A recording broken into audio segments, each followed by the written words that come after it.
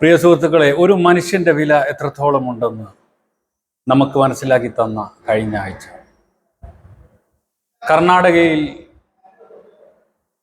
ലോറിയോടൊപ്പം കാണാതായ ഒരു യുവാവിന് വേണ്ടിയുള്ള തിരച്ചിൽ നമ്മളെല്ലാവരും കണ്ടത്.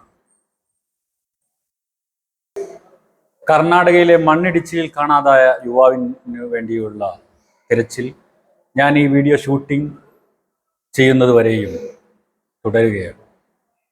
ഇതിൽ നമ്മൾ മനസ്സിലാക്കേണ്ട ഒരു കാര്യം ഒരു മനുഷ്യന്റെ വില, പ്രത്യേകിച്ച് മലയാളികളുടെ ഐക്യം, ഒരുമ, ഇതെല്ലാം തന്നെ വ്യക്തമാക്കുന്നു. കർണാടകയിൽ എത്തിച്ചേർന്നപ്പോൾ അവിടുത്തെ പോലീസ് ഉദ്യോഗസ്ഥൻ ചോദിച്ചത്രേ, നിങ്ങൾ ആർക്ക് വേണ്ടിയാണ് തിരച്ചിൽ നടത്തുന്നത്, അദ്ദേഹം ഒരു VIP ആണോ എന്നൊക്കെ ചോദിച്ചു എന്നാണ് മനസ്സിലാക്കാൻ കഴിയുന്നത്.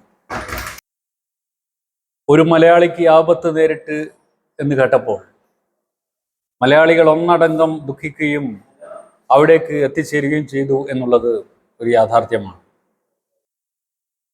പലരും തിരച്ചിൽ സംവിധാനത്തെയും അതുപോലെ ഗവൺമെന്റിനെയും ഒക്കെ കുറ്റപ്പെടുത്തിയിട്ടുണ്ടെങ്കിൽ ഞാൻ മനസ്സിലാക്കുന്നത് മലയാളികളുടെ ഒത്തൊരുമയിലേക്ക്, ഒരാൾക്ക് ആപത്ത് നേരിട്ടു എന്ന് പറയുമ്പോൾ അവിടേക്ക് ഓടിയെത്താനുള്ള അവരുടെ ആ മനസ്ഥിതി, ഇതൊക്കെയാണ് നമ്മുടെ മനസ്സിലേക്ക് എത്തുന്നത്. അവിടെ എത്തിപ്പെട്ടവരിൽ ഭൂരിപക്ഷവും കർണാടക പോലീസ് ഉദ്യോഗസ്ഥരോട് തർക്കിക്കേണ്ട ഒരവസ്ഥ വരെ വന്നു എന്നാണ്. അവരുടെ ഭാഗം ചിലപ്പം ശരിയായിരിക്കാം.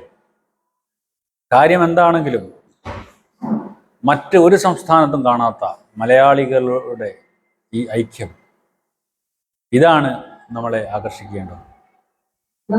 കാര്യം എന്താണെങ്കിലും നമ്മൾ വളരെ ഭംഗിയായി മുന്നോട്ട് പോകുന്ന സമയത്ത്, പ്രത്യേകിച്ച് നമ്മുടെ കേരളീയർ, നമ്മളിൽ ഒരാൾക്ക് വന്ന് ഭവിപ്പിക്കപ്പെട്ട ആ പ്രശ്നം അത് പരിഹരിക്കാൻ വേണ്ടി, അദ്ദേഹത്തെ കണ്ടെത്താൻ വേണ്ടി എല്ലാവരും ഒറ്റ മനസ്സായി പ്രവർത്തിച്ചു എന്നുള്ളത്, എല്ലാവരും ആ ദുഃഖത്തിൽ പങ്കാളികളായി എന്നുള്ളത്, ഇതാണ് മനുഷ്യൻ്റെ.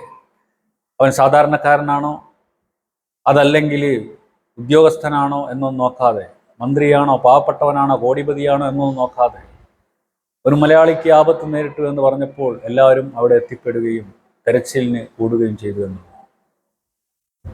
ഇതിനിടയിൽ പലരും ഗവൺമെന്റിനെ കുറ്റപ്പെടുത്തിയതായിട്ട് കണ്ടു. ഇനി കർണാടക സർക്കാരായാലും കേരള സർക്കാരായാലും ഇതൊന്നും ഒരു രാഷ്ട്രീയപരമായിട്ട് ഉപയോഗിക്കേണ്ട കാര്യമില്ല. കർണാടക ഭരിക്കുന്നത് കോൺഗ്രസ് സർക്കാരല്ലേ, അതുകൊണ്ട് അവരെ കുറ്റം പറയാം, അല്ലെങ്കിൽ അവരങ്ങനെ പറഞ്ഞു ഇങ്ങനെ പറഞ്ഞു, ഇതൊന്നും നമ്മൾ നോക്കേണ്ട കാര്യമില്ല. നമ്മളെ കൊണ്ടാവുന്ന കാര്യങ്ങൾ ചെയ്യുക എന്നുള്ളത്. അതേപോലെ ചിലർ കേന്ദ്ര ഗവൺമെന്റിനെ കുറ്റപ്പെടുത്തി, ഇത് കണ്ടെത്താനുള്ള സംവിധാനമില്ലേ എന്നൊക്കെയാണ് ചോദിക്കുന്നത്. ഇതിൻ്റെ ഒന്നും ആവശ്യമില്ല. നമ്മൾ നമ്മുടെ പരിധിയിൽ നിന്നുകൊണ്ട് നമ്മളെ ആവുന്ന വിധം പ്രവർത്തിക്കുക എന്നുള്ളതാണ് പ്രധാനപ്പെട്ടത്. ഇതിൽ നിന്നൊക്കെ വ്യക്തമാകുന്നത് മലയാളിയുടെ ആ ഒത്തൊരുമയുള്ള മനസ്സ്, വേദനകളിൽ പങ്കാളിയാകുന്ന, ആപൽഘട്ടങ്ങളിൽ കൂട്ടാളിയാകുന്ന ആ മനസ്സ്, അതാണ് ഇവിടെ നമ്മൾ ചർച്ച ചെയ്യപ്പെടുന്നത്. ഏതായാലും അദ്ദേഹത്തിനും കുടുംബത്തിനും ക്ഷമിക്കാനുള്ള കഴിവുണ്ടാവട്ടെ എന്ന് പ്രാർത്ഥിക്കുകയാണ് ഈ സമയത്ത്. ആ കുടുംബത്തിൻ്റെ ദുഃഖത്തിൽ പങ്കാളിയാവുകയാണ്. ഒപ്പം മലയാളിയുടെ ഈ മനസ്സ്, മലയാളിയുടെ ഈ ഐക്യപ്പെടുന്ന ഈ മനസ്സ്, ആപത്ത് വരുമ്പോൾ ദുഃഖിക്കുന്ന, അവരെ കൂടെ നിൽക്കുന്ന ഈ മനസ്സ്, മറ്റെങ്ങും കാണാത്ത ഈ പ്രത്യേകത സ്വഭാവം, അതൊന്നും നിലനിൽക്കട്ടെ എന്ന് ആശംസിക്കുന്നു. നിർത്തുന്നു. ജയ് ഹിന്ദ്.